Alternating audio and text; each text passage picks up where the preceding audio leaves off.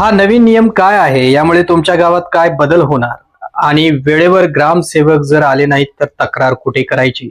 शासकीय योजना, घरकुल योजना असो, शेततळे असो किंवा गावातील रस्ते पाण्याची कामे असो, कधी ग्रामपंचायतीत दाखला काढायला किंवा एखाद्या कामासाठी गेलाय आणि तिथे ग्रामसेवक साहेबच गायब आहे, असा अनुभव तुम्हाला आलाय का?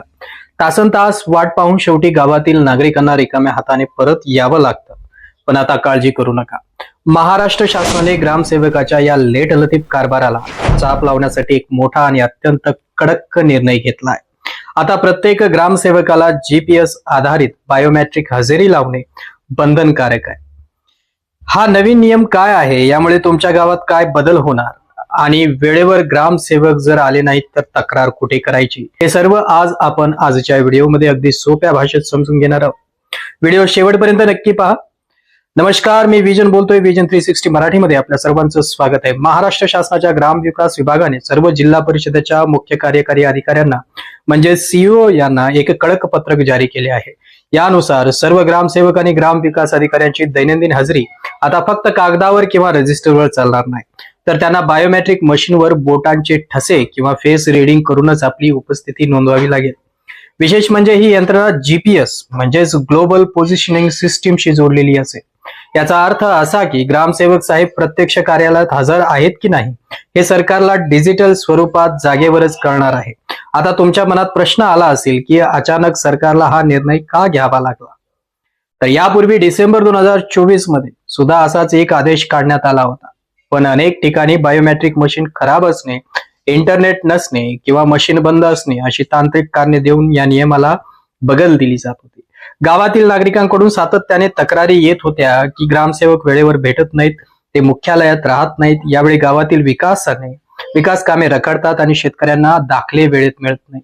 याचं मनमानी कारभाराला आळा घालण्यासाठी सरकारने 18 ऑगस्ट 2026 रोजी पुन्हा एकदा अत्यंत कडक अंमलबजावणीचे आदेश जारी केले. या नवीन नियमामुळे सर्वसामान्यांना नेमका काय फायदा होणार आहे ते आपण पाहूया. पहिले म्हणजे नियमितता. ग्रामसेवकांना आता वेळेवर ऑफिसमध्ये यावेच लागेल, ज्यामुळे नागरिकांची कामे खोळंबणार नाहीत. दुसरे म्हणजे शासकीय योजना, घरकुल योजना असो, शेततळे असो किंवा गावातील रस्ते पाण्याची कामे असो, वेळेत मंजूर होतील. आणि तिसरे म्हणजे पारदर्शकता. कोण काम करतंय आणि कोण दांड्या मारतंय याचा सगळा रेकॉर्ड थेट जिल्हा परिषदेकडे ऑनलाईन उपलब्ध असणार आहे. जिथे इंटरनेट सुविधा उपलब्ध आहे तिथे ही प्रणाली तातडीने लागू करण्याचे आदेश आहेत. मित्रांनो, सरकार तर नियम बनवतं, पण त्याची योग्य अंमलबजावणी करणे ही जागरूक नागरिक म्हणून आपली ही जबाबदारी आहे.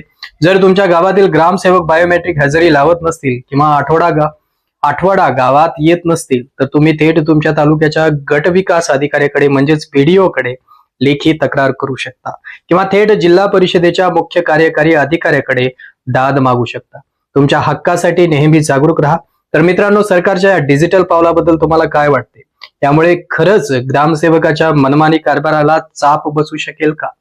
तुमच्या गावात ग्रामसेवक वेळेवर येतात का? आम्हाला खाली कमेंटमध्ये नक्की सांगा. व्हिडिओ आवडला असेल तर लाईक करा आणि तुमच्या गावच्या ग्रुपवर शेअर करायला विसरूच नका. अशाच चालू घडामोडी व महत्वपूर्ण बातम्यांसाठी आपल्या चॅनलला सबस्क्राईब करायला विसरू नका. धन्यवाद. जय हिंद, जय महाराष्ट्र.